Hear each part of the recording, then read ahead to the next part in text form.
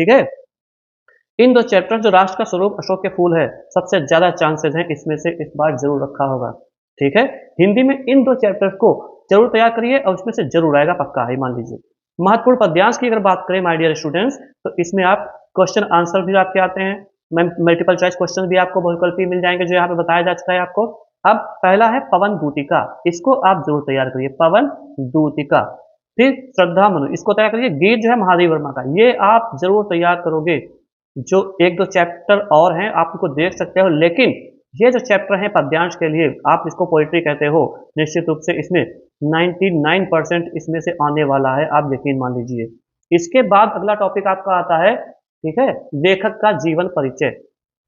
लेखक का जीवन परिचय जरूर पढ़ लीजिएगा, Vasudev Sharan Agrawal. My dear students, Vasudev Sharan Agrawal का टॉपिक जरूर पढ़िए। आचार्य हजारी प्रसाद द्विवेदी या हजारी प्रसाद द्विवेदी आचार्य, या जो भी समझते हो कहते हो आप, 5-5 अंकों के इसमें क्वेश्चन आते रहते हैं डियर स्टूडेंट्स, जरूर पढ़िएगा, पक्का आने वाला है इस बार। आप आग लगा दोगे अपने एग्जाम में, देख लीजिएगा, गेम ही बदल दोगे पूरा। आप जहां जा रहे थे जिस टारगेट पर, उससे काफी आगे निकल जाओगे। अब बात आती है कवियों के जीवन परिचय की, ठीक है। तो कवियों के जीवन परिचय को अगर आप तैयार करना चाहते हो तो इस बार समझ जाइए कि क्या आने वाला है। वो है आपका महादेवी वर्मा और जयशंकर प्रसाद, इनको तो आप भूल ही नहीं सकते इस बार के लिए। कहानी की जब बात करेंगे हम, कहानी का नंबर तो आपके ही हाथ में है, क्योंकि आप बड़ी आसानी से उसको लिख सकते हैं। बस ये दो कहानी आप पढ़ लीजिएगा जो आपके सामने है, एक है पंचलाइट और बहादुर। पंचलाइट कहानी का जो सारांश होता है, समरी जिसको कहते हैं माय डियर स्टूडेंट्स, समरी जरूर पढ़ेंगे। बहादुर, दोनों की समरी पढ़ लीजिएगा, बाकी आप बना बना कर तो लिख ही लोगे, आप इंटर में हो, कोई 10th में नहीं हो। अगली बात आती है खंड काव्य की, ठीक। 5 अंक फिक्स हैं इसके, आपके 5 अंक तो आने ही आने हैं, यकीन मानिए, ठीक है। आप बस सारांश पढ़ लीजिए, शॉर्ट स्टोरी के, कहानियों के, खंड काव्य 5 नंबर से आपको आने आना है, ठीक। त्यागपति हो गया, आपके जो डिस्ट्रिक्ट में जो चल रहा होगा खंड काव्य, बस आप उसी को तैयार करिएगा, त्यागपति टाइप से जो भी हो। अब हम लोग चलते हैं अगले टॉपिक्स पर। जो आपका ग्रामर का पोर्शन है वो सब आएगा। संस्कृत गद्यांश में चलो देखते हैं क्या आ सकता है, ध्यान दीजिए। 7 नंबर का आपको इसमें से मिलता ही रहता है, पक्का मिलेगा। एक तो है संस्कृत भाषाया महत्वम, संस्कृत भाषा का महत्व, ठीक है। हिंदी अर्थ आपको तो आना ही चाहिए, संदर्भ कैसे लिखते हैं ये भी आपको पता होना चाहिए, मतलब कुछ बेसिक्स आपको पता होने चाहिए। बाकी इंपॉर्टेंट टॉपिक्स आप इसमें से अगर देख लोगे तो निश्चित रूप से यकीन मानिए माय डियर स्टूडेंट्स, आप पक्का 95% से ज्यादा ही लाओगे। अगर सब तैयार कर लिया तो 100% श्योर मानिए आप टॉप कर जाओगे, ठीक है। अब पंचशील सिद्धांता पढ़ लीजिए, महामना मालवीय पढ़ लीजिए। ये चैप्टर मोस्ट इंपॉर्टेंट इस बार पक्का रखे ही होंगे, मान लीजिए, पक्का डन है ये। फिर श्लोक की बात कर लें, संस्कृत पद्यांश जिसे कहते हैं, जातक कथा, सुभाषितान, इनको तो आप जरूर तैयार करिएगा। 100% इनके बिना आपका बोर्ड का पेपर हिंदी का अधूरा ही रहेगा, ठीक है। इसके बाद जो हमारे और टॉपिक्स आते हैं जो सबसे महत्वपूर्ण, जिनके बिना आपका जो एग्जाम है वो अधूरा ही रहेगा, पक्का मानिए आपका एग्जाम हिंदी का इनके बिना तो बिल्कुल कुछ समझ लीजिए 100% मार्क्स लाने हो तो याद रखिए। देखिए, संधि विच्छेद, संधि विच्छेद का मतलब जैसे अति उत्तम, तो अति प्लस उत्तम होता है, आप उसके आधार पर समझोगे अति प्लस उत्तम, इस तरीके से संधि विच्छेद करना होता है। बहुत से एग्जाम्पल्स आपको मिलेंगे पढ़ोगे तो। फिर 5-10 क्वेश्चन अगर आप शब्द युग्म शब्द अर्थ अगर आप तैयार कर लेते हो, 5 से 10 तक क्वेश्चन, तो उसी में से आपको मिल जाता है। मुहावरे एवं लोकोक्तियां आप अक्सर यूज करते हो लेकिन उनका ध्यान नहीं देते। वचन एवं विभक्तियां, एक वचन, द्विवचन, बहुवचन, विभक्तियां, शब्द युग्म और शब्द अर्थ, इनको जरूर तैयार करिए। ये आपको कम से कम 2-2 नंबर के मिलते रहते हैं, ठीक है। वाक्यांशों के लिए एक शब्द जिसको वन वर्ड सब्स्टिट्यूशन कहते हैं माय डियर स्टूडेंट्स, ठीक है। डियर स्टूडेंट्स, वाक्यांशों के लिए एक शब्द जिसको वन वर्ड सब्स्टिट्यूशन कहते हैं, जैसा कि हमने बताया, आप जरूर तैयार कर लीजिएगा। तो 20-30 तैयार कर लीजिए घूम फिर के, अगर आप आंसर एक बार उठाकर देखोगे निश्चित आने आना है। वाक्यों का संशोधन भी आता है, मतलब इंप्रूवमेंट ऑफ सेंटेंसेस, जिसको हम सिंटैक्स के रूप में इंग्लिश में जानते हैं, मतलब करेक्शन, करेक्शन सेंटेंस का करने के लिए आएगा। रस छंद अलंकार को अगर आप पढ़ लोगे 6 नंबर का आना ही आना है, 6 नंबर में आप जरूर पाओगे रस छंद अलंकार से। फिर बात आती है पत्र लेखन की, पत्र लेखन जरूर पढ़िएगा। पत्र लिखने में आपको बस तरीका पता होना चाहिए कि किस तरीके से लिखते हैं, जो कि आपके फॉर्मल लेटर होते हैं और इनफॉर्मल लेटर होते हैं, ठीक, जिसको हम कहते हैं औपचारिक पत्र और अनौपचारिक पत्र। बहुत से एग्जांपल दिए हुए, बस खाली तरीका आप सीख गए अगर, तो किसी भी टॉपिक पर आ जाए आप जरूर लिख लोगे। इसके बाद हम आपको बताते हैं निबंध, मोस्ट इंपॉर्टेंट इस बार ये आने वाले हैं। 4 टॉपिक आपको बता रहे हैं, एक जरूर मिलेगा। 4 पढ़ लोगे, चारों अगर नहीं आते तो आप जरूर किसी पर ऐसा आएगा जो आप किसी किसी को जोड़कर लिख सकते हो। जैसे पर्यावरण प्रदूषण, ठीक है, पर्यावरण प्रदूषण, उसकी समस्या और उसके समाधान क्या हो सकते हैं, संभावित समाधान आप तैयार करिएगा, जरूर मिल सकता है। चंद्रयान, जो कि आपका लेटेस्ट टॉपिक बनता है, काफी समय से ये चीज चल रही है, चंद्रयान के बारे में आप जरूर लिख दीजिएगा, चंद्रयान 1, चंद्रयान 2 आदि, कौन कौन से साइंटिस्ट थे, किस देश की बात है, कब हुआ, कैसे, ये सब आपको लिखना होगा। थोड़ा सा यूट्यूब पर सर्च कर लेंगे, मिल जाएगा आपको, आपके मॉडल्स में, बुक्स में दिया होगा। भारत में बेरोजगारी की समस्या, बेरोजगारी की समस्या क्यों है और इसको कैसे हम लोग हल कर सकते हैं, इस तरीके से आप इसको माय डियर स्टूडेंट जरूर देखिएगा। फिर इसके बाद कोरोना और उसकी अर्थव्यवस्था से क्या उस पर असर पड़ा, अर्थव्यवस्था का कोरोना के माध्यम से क्या असर पड़ा, कोरोना के कारण अर्थव्यवस्था चरमराई, सुधरी, क्या हुई, ये सब आपको उद्देश्य बना करके लिखना होगा, ठीक है। कोरोना मतलब महामारी, महामारी इसको कहते हैं, एक महामारी लिखा हो तब भी आप कोरोना पर ही लिखेंगे, ठीक है। इसके बाद हमारा नंबर आता है अगले सब्जेक्ट का। डियर स्टूडेंट, फिर से कहते हैं, दो फ्रेंड्स को आप वीडियो जरूर शेयर करोगे, आप लाभ उठाओ, दूसरों को लाभ उठवाओगे, तभी आपका भला होगा, दूसरों का भला होगा, दुनिया इसी तरीके से जन्नत स्वर्ग बन सकती है। माय डियर स्टूडेंट्स, चलो चलिए चलते हैं अगले टॉपिक पर, अगले सब्जेक्ट की। हेलो डियर स्टूडेंट्स, चलिए चलते हैं इंग्लिश सब्जेक्ट की तरफ। बोर्ड एग्जाम में क्लास 12 जो आपका है उसमें क्या आने वाला है, इंग्लिश का टॉपर तो आपको बनना है 100%, ये बात पक्की है आपके लिए। सभी इंपॉर्टेंट टॉपिक्स को समझाया गया है इस सब्जेक्ट में, बस आप केवल इन्हें पढ़ लो जो आपको बताने जा रहे हैं। 100% मार्क्स आपके पक्के हैं, ठीक है। आप यकीन मानिए 95% से ऊपर तो आपके आने आने हैं। अगर आपने सभी टॉपिक्स तैयार कर लिए तो समझ लीजिए पक्का आपको सब कुछ मिल जाएगा, आप टॉपर बनकर रहोगे अगर तैयार कर लेते हैं तो। इसके बाद सेक्शन 1 की बात जब आती है, रीडिंग कॉम्प्रीहेंशन, रीडिंग की बात आती है, ठीक है। डरने की बिल्कुल आपको जरूरत नहीं है। 4 शॉर्ट आंसर टाइप क्वेश्चन आपको मिलने हैं 12 अंकों में, 3 चक्कू 12, 3 into 4, और 3 वोकेबुलरी क्वेश्चन 3 होते हैं आपके। इस प्रकार से 15 मार्क्स का आपका तो यही हो जाता है। तो 4 शॉर्ट आंसर आप जरूर तैयार कर लेना, 3 वोकेबुलरी। कहां से तैयार करोगे, चैप्टर्स की बात हम आगे अभी करेंगे, ठीक है। इसके बाद जब हम बी सेक्शन की बात करते हैं, डिस्क्रिप्टिव, ऑटोबायोग्राफिकल और आर्गुमेंटेटिव राइटिंग। राइटिंग का मतलब लेखन, इसमें लेखन स्तर आपका चेक किया जाएगा कि क्या कैसे लिखते हैं, कितना आपको क्या आता है। अगर आपको विश्वास नहीं है तो विश्वास अपने अंदर जगाइए, क्योंकि आपके अंदर वो क्षमताएं मौजूद हैं माय डियर स्टूडेंट जो आपको खुद नहीं पता है। मोटिवेशनल वीडियो देखने के लिए आप हमारे चैनल पर जाइए, बेस्ट सर पर देखिए। आपको अगर पढ़ने मन नहीं लगता है, आपको डिस्क्रिप्शन में लिंक मिल जाएगा, उसको जरूर देखिए। वीडियो को लाइक कमेंट शेयर जरूर करिएगा। आर्टिकल में देखिए क्या होता है, आर्टिकल देखिएगा, इसमें अगला नंबर है लेटर राइटिंग की बात करते हैं। लेटर राइटिंग कौन कौन से आ सकते हैं, जैसे कंप्लेंट, शिकायती पत्र, फॉर्मल औपचारिक लेटर, इनफॉर्मल अनौपचारिक लेटर, और एडिटर संपादक। मतलब किसी संपादक को अगर आपको कोई लेटर लिखना है, जैसे आप अपने किसी अंग्रेजी संपादक को एक लिखिए, अंग्रेजी का जो संपादक है कौन, कोई न्यूज़पेपर, जैसे किसी इंग्लिश न्यूज़पेपर के संपादक को आप लिखोगे एक पत्र जिसमें आप बताओगे कि आपके मोहल्ले में बहुत गंदगी मची हुई है जिसकी कोई ध्यान नहीं दे रहा है, आपने इसके लिए शिकायत कहीं न कहीं की है, जैसे नगर पालिका आदि में। तो इस प्रकार से एडिटर को लेटर लिखने के लिए आता है। इंग्लिश समाचार पत्र जैसे द टाइम्स ऑफ इंडिया हो गया, द हिंदू हो गया, इसमें द पायनियर हो गया, ठीक है। कंप्लेंट में शिकायती पत्र होता है, बिजली की कोई गड़बड़ी रहती है आपके मोहल्ले में, इसके शिकायती पत्र लिखोगे। फॉर्मल औपचारिक होता है, इनफॉर्मल अनौपचारिक होता है, जो आप मम्मी पापा को, फ्रेंड आदि को लेटर लिखते हो, ठीक है। आर्टिकल आदि इसी में आते हैं। इसके बाद नंबर आता है सेक्शन सी, ग्रामर, ठीक है। ग्रामर मतलब ट्रांसफॉर्मेशन, ट्रांसलेशन जिसको हम कह सकते हैं, ट्रांसलेशन कहिए चाहे ट्रांसफॉर्मेशन कहिए, हिंदी से इंग्लिश बनाने के लिए आता है, ठीक है। सेक्शन सी में ये चीज आएगी, आपको जरूर मिलेगी, 100% पक्का है। आप अगर छोटी छोटी चीजें तैयार कर लेते हैं, कोई वोकेबुलरी का पोर्शन है, वोकेबुलरी के लिए एक हमने छोटा सा वीडियो बना रखा है, उसको देख लोगे तो आपको काफी हेल्प मिलेगी। इसमें लिंक आपको डिस्क्रिप्शन मिल जाएगा वीडियो के, आप चैनल पर जाकर देखोगे तो सब आपके लिए ही बना है। आप चाहे किसी कंपटीशन तैयारी करें, चाहे कुछ भी करें, आपको सब में मिलने वाला है माय डियर स्टूडेंट, ठीक है। चलिए थोड़ा आगे बताते हैं आपको, जैसे ग्रामर में क्या क्या चीजें आपके लिए होगी बोर्ड में एग्जाम में आने वाले। जो नरेशन है, जिसको हम डायरेक्ट इनडायरेक्ट स्पीच कहते हैं, जो चीज इन्वर्टेड कॉमा के अंदर लिखी होगी वो आपकी डायरेक्ट स्पीच होगी। 2 नंबर कम से कम मिलना ही मिलना है आपको, ये बिल्कुल तय मानते चलिए माय डियर मेरे प्यारे, मेरे इंटेलिजेंट, सुंदर, आकर्षण और अच्छे और अनुसरण करने वाले छात्र छात्राओं, पक्का आप इस सबको तैयार करोगे। मेरा वादा है, यकीन है आपसे कि आप 100% अपनी परफॉर्मेंस जबरदस्त करके ही आओगे आने वाले बोर्ड एग्जाम में। सिंथेसिस का मतलब होता है वाक्यों का आपस में परिवर्तन। सिंपल सेंटेंस से कंपाउंड सेंटेंस बदलना, कंपाउंड से कॉम्प्लेक्स, या कॉम्प्लेक्स से कंपाउंड, या कॉम्प्लेक्स से सिंपल सेंटेंस, इनका आपस में जो इंटरचेंज होता है वही सिंथेसिस कहलाता है, ठीक है। सिंपल सेंटेंस में कंजंक्शन नहीं होता है, मोटी मोटी बात बता दे रहे हैं। कंपाउंड और कॉम्प्लेक्स में कंजंक्शन होते हैं, बस उन कंजंक्शंस को आप ध्यान से देख लोगे अगर अपनी बुक में एक बार, तो आपको हमेशा के लिए तैयार हो जाएगा 100%, आप इसको मानिए, पक्का है। फिर इसके बाद नंबर आता है ट्रांसफॉर्मेशन का। ट्रांस का मतलब ही होता है चेंज करना, फॉर्मेशन मतलब रूप, सेंटेंस इंटरचेंज जिसको कहते हैं, मतलब अफर्मेटिव सेंटेंस है तो उसको नेगेटिव बदलने के लिए आ सकता है, निगेटिव को अफर्मेटिव में आ सकता है बनाने के लिए, असर्टिव सेंटेंस है तो उसको इंट्रोगेटिव में, इंट्रोगेटिव तो असर्टिव में। ऐसे ही एक्सक्लेमेटरी सेंटेंस होता है, उसको असर्टिव करने के लिए आता है, असर्टिव से एक्सक्लेमेटरी करने के लिए आता है। फिर नंबर आता है सिंटैक्स, जैसा कि हिंदी सब्जेक्ट में होता है, वाक्य को सुधारना, उसको सही करना, कोई वर्ड नहीं या कोई प्लूरल सिंगुलर गलत लिखा हुआ है। सेंटेंस करेक्शन जिसको सिंटैक्स को हम कह देते हैं, ये भी आपको निश्चित रूप से मिलेगा, डन पक्का तय है ये।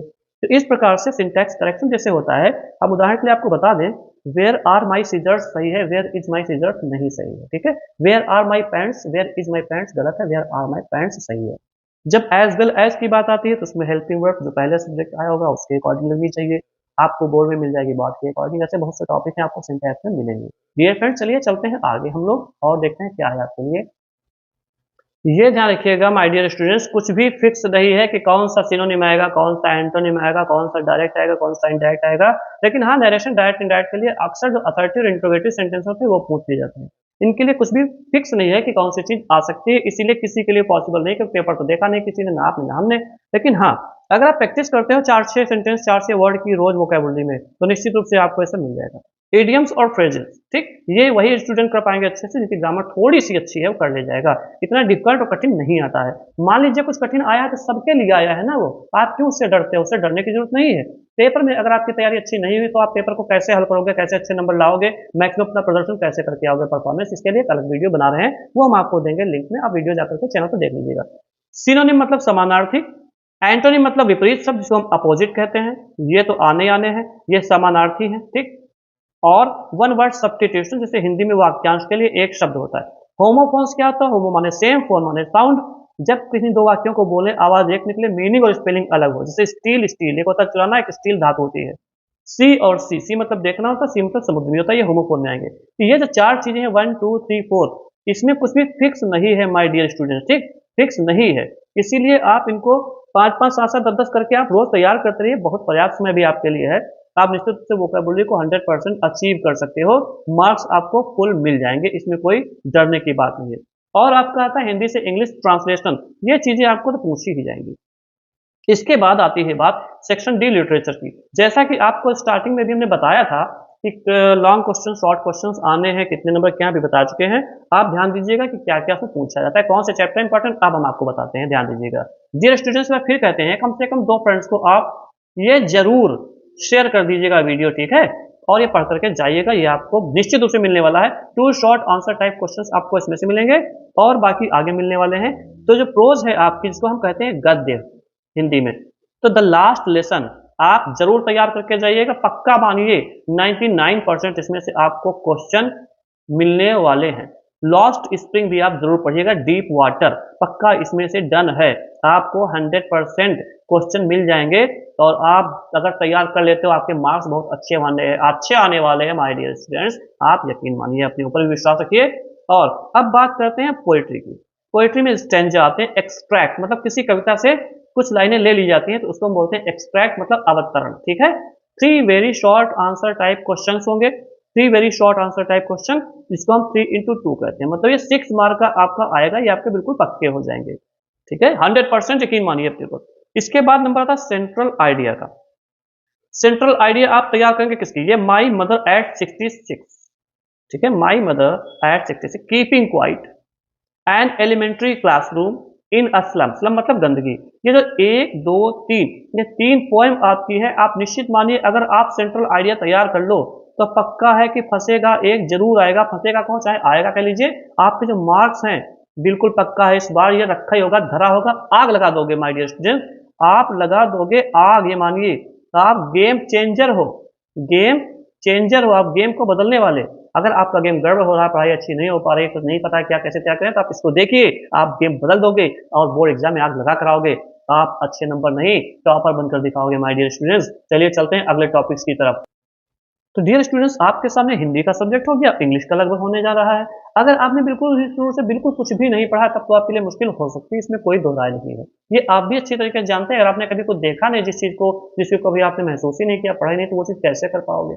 उसके लिए हाँ, कुछ न कुछ तो पढ़ा आपके लिए होना चाहिए। समय कम है, चलिए समय निकालिए, क्योंकि जिंदगी बदलने के लिए आपको जिंदगी का समय तो आपको देने पड़ेगा उस चीज को। सप्लीमेंट्री रीडर में देखते हैं क्या क्या है। 2 शॉर्ट आंसर टाइप, वही 2 + 2 4 शॉर्ट आंसर बता रहे थे आपको। इसके लिए आपके सामने चैप्टर ये 4 हैं, आप अच्छे से तैयार कर लीजिएगा। यकीन मानिए 99% आपका पक्का है, 1% इसलिए क्योंकि कभी कभी को भगवान को धरती पर ईश्वर खुदा बनकर नहीं आया है, हम उसकी बात नहीं करेंगे। आप हमेशा सकारात्मक सोचिए, 99 का मतलब मैक्सिमम है। द थर्ड लेवल आप तैयार कीजिए। द टाइगर किंग बहुत ही इंटरेस्टिंग चैप्टर है, ये आपका मोस्ट इंपॉर्टेंट चैप्टर, एम मतलब most important. The enemy doctor सदाव वाला है, जापानीज डॉक्टर थे, आप उनके बारे में पढ़िएगा। Journey to the end of the earth पक्का है, इसमें से आना है। आप इन 2 चैप्टर्स को बहुत अच्छे से तैयार करिए, ये बहुत इंटरेस्टिंग चैप्टर है, बहुत ही मजेदार चैप्टर है। The third level journey to the end of the moon, sorry journey to the end of the earth, इसको भी तैयार कर लीजिएगा। इन 2 चैप्टर्स को आप पहले तैयार करिए, इनको बाद में, लेकिन आपको तैयार ये चारों करने हैं। 2 शॉर्ट आंसर टाइप आपको क्वेश्चन से निश्चित मिलना है और 1 लॉन्ग आंसर टाइप क्वेश्चन भी आपको मिल जाएगा। तो इस प्रकार से आपका 100% सिलेबस तैयार हो जाएगा आने वाले बोर्ड एग्जाम के लिए, और आप पक्का मानिए टॉप कर करके ही रहोगे इंग्लिश सब्जेक्ट में। इंग्लिश सब्जेक्ट में lovely students, class 12 physics board exam में सभी इंपॉर्टेंट टॉपिक्स पढ़ लो, बस पूरे मार्क्स आपके पक्के 100%। हाँ, हम लोग न्यूमेरिकल्स की बात नहीं करने जा रहे हैं, न्यूमेरिकल्स की बात नहीं करेंगे, वो तो आपको प्रैक्टिस करनी ही पड़ेगी, ठीक है। आप तो प्रैक्टिस करोगे तभी आप अपना 100% बोर्ड का एग्जाम दे करके आ पाओगे। बोर्ड का एग्जाम आप अच्छे से क्वालिफाई करना चाहते हो फुल मार्क्स से, तो न्यूमेरिकल्स की आपको प्रैक्टिस करनी पड़ेगी, आपको सवाल तो प्रैक्टिस करनी ही पड़ेगी, वो मैं आपको यहाँ बताने नहीं जा रहा हूँ, ठीक है। चलिए हम चलते हैं। अगर आप आग लगाना चाहते हो फिजिक्स के सब्जेक्ट में इंपॉर्टेंट टॉपिक पढ़ के, पूरी बुक में आपको कई 100 टॉपिक मिलेंगे, लेकिन मोस्ट इंपॉर्टेंट जो इस बार आने की पूरी संभावनाएं आएंगे ही, आप इन टॉपिक्स को पढ़ लेगा सब, तो निश्चित मानिए आपका जो फिजिक्स का पेपर है अव्वल दर्जे का होगा, 100% मार्क्स लेकर के आओगे। पहला है आपका विद्युत आवेश मतलब और विद्युत आवेश के प्रकार, ठीक है, और कूलाम का नियम, ये तो जरूर आप मानिए वेरी इंपॉर्टेंट, 100% आपका इंपॉर्टेंट है। विद्युत बल रेखाएं, विद्युत बल रेखाओं को आप जरूर तैयार करना, बहुत इंपॉर्टेंट चैप्टर है। और उसके बाद बात आती है विद्युत द्विध्रुव आघूर्ण। विद्युत द्विध्रुव आघूर्ण जो है बहुत ही इंपॉर्टेंट आपके लिए चैप्टर है, ठीक है। विद्युत द्विध्रुव आघूर्ण जो है ऐसा चैप्टर है जिसमें से निश्चित रूप से कुछ न कुछ हर साल लगभग पूछा जाता है, भले ही एक MCQ ही क्यों न आया हो, ठीक। जैसे कि जो P = Q × 2L होता है, इसको तैयार करेंगे, ठीक है। दो स्थिर बिंदु आवेशों के बीच में लगने वाला बल, विद्युत बल रेखा, ये सब जो है आप समझिएगा, इनको आप जानते होंगे अच्छे से। बाकी हालांकि हमने आपको समझाया है, इसमें आप कुछ पढ़ते होंगे, आप जरूर इसी को तैयार करना, इस टॉपिक को जरूर पढ़िएगा, ठीक। अब बात आती है विद्युत द्विध्रुव की अक्षीय रेखा पर स्थित बिंदु पर विद्युत क्षेत्र की तीव्रता, ये जरूर पढ़िएगा, बहुत इंपॉर्टेंट, ठीक है। अब हम आगे बढ़ते हैं, तो देखिए अगला है विद्युत द्विध्रुव की निरक्षीय रेखा पर स्थित बिंदु पर विद्युत क्षेत्र की तीव्रता, एक अक्षीय रेखा और निरक्षीय रेखा। इसके बाद गॉस का प्रमेय, वेरी इंपॉर्टेंट गॉस का प्रमेय, तो आप जरूर पढ़ लीजिएगा माय डियर स्टूडेंट्स। आपको बहुत से टॉपिक बताएं, वो आपको बहुत से लग रहे होंगे, लेकिन जो डियर स्टूडेंट्स रोज तैयारी करते हैं उनको पता है कि जो टॉपिक बता रहे हैं बहुत ज्यादा नहीं है। अब अनंत विस्तार के रेखीय आवेश के कारण कौन से हैं वो लिखना होगा, ये भी आपका बहुत जरूरी टॉपिक है। और ज्यादा गहराई से हम नहीं जा सकते क्योंकि बहुत गहराई से में जाना उचित नहीं है, इसके लिए एक अलग वीडियो फिजिक्स का बनाया जाएगा, उसको पढ़िएगा। इसके बाद अनंत विस्तार की समरूप आवेशित कुचालक चादर के कारण विद्युत क्षेत्र की तीव्रता, तो विद्युत क्षेत्र की तीव्रता जो है आप इस चीज को जरूर तैयार कीजिए, जहां भी देखो विद्युत क्षेत्र की तीव्रता ये बहुत बड़ी, ठीक है। विद्युत क्षेत्र की तीव्रता, विद्युत क्षेत्र आप पढ़ लीजिएगा। विद्युत विभव तथा विभवांतर, विभव और विभवांतर ये आप जरूर तैयार करिएगा, पक्का है, ये समझ लीजिए। इलेक्ट्रॉन वोल्ट बहुत इंपॉर्टेंट पढ़िएगा। फिर है आपका विद्युत द्विध्रुव की अक्षीय स्थिति में, विद्युत द्विध्रुव की अक्षीय स्थिति में किसी बिंदु पर वैद्युत विभव, ठीक, वैद्युत विभव पर आप क्वेश्चन देख लीजिएगा, आपको पक्का मिल सकता है इस बार, ये यकीन मानिए, ठीक है। आगे बढ़ते हैं हम लोग थोड़ा सा। विभव प्रवणता पक्का है आना, चालक की धारिता, ये ऐसे हैं जो अक्सर रिपीट होते रहते हैं, रिपीट होने वाले टॉपिक, मतलब जरूर पढ़िएगा। संधारित्र, संधारित्रों का संयोजन माय डियर स्टूडेंट्स, इसको पक्का मानिए कि आपको गांठ बांधकर पढ़ लेना है, दिमाग में बैठा लेना है। विद्युत धारा बहुत इंपॉर्टेंट, वेरी इंपॉर्टेंट चीज है, आप पढ़िएगा। ओम का नियम, ये तो बहुत घिसा पिटा है, इसको तो सब छात्र छात्राएं जरूर पढ़ते होंगे, जानते होंगे, इसको पढ़ लीजिएगा, इंपॉर्टेंट है। विशिष्ट प्रतिरोध एवं प्रतिरोधकता, प्रतिरोध और प्रतिरोधकता तो बहुत इंपॉर्टेंट, आप सब लोग जानते हो। वैसे भी हमने सभी इंपॉर्टेंट चीजों को इस वीडियो में रखा है, फालतू फालतू का नहीं रखा है। टॉपिक्स बनाते हुए हमने बहुत सोचा कि हम ऐसे टॉपिक्स रखें जो अक्सर ही आते रहते हैं और इस बार जरूर आएंगे, ठीक है। हम इस वीडियो में टॉपिक्स ही रख सकते हैं, डिटेल से स्टडी इसमें नहीं करवा सकते आपको, ठीक है। और देखिए विशिष्ट चालकता, विशिष्ट चालकता को जरूर तैयार करिए। प्रतिरोधों का संयोजन भी आपके लिए इंपॉर्टेंट चीज है, देख लीजिएगा इसको एक बार जरूर। किरचॉफ के नियम, ये भी है ज्यादा कॉमन नहीं लेकिन इंपॉर्टेंट तो दोस्तों माय डियर फ्रेंड बनता है। व्हीटस्टोन सेतु भी बहुत इंपॉर्टेंट है, मीटर सेतु पढ़ लीजिएगा।